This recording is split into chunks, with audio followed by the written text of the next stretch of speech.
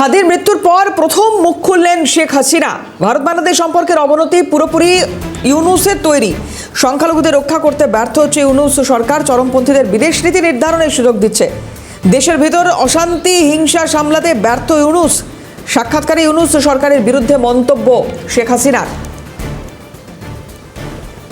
যে দীপক দাস তাকে মিথ্যা অপবাদ দিয়ে নবীজি সম্পর্কে নাকি কটূক্তি করেছে, তার কোনো আজ পর্যন্ত কোনো দৃষ্টান্ত দেখাতে পারলো না, কোনো প্রমাণ দেখাতে পারলো না। কিন্তু তাকে ধরে এমন ভাবে অত্যাচার করলো, এমন ভাবে মারলো, শুধু পিঠে পিঠে মারলো তাই না, পা বেঁধে রেখে আবার আগুনে পোড়ালো।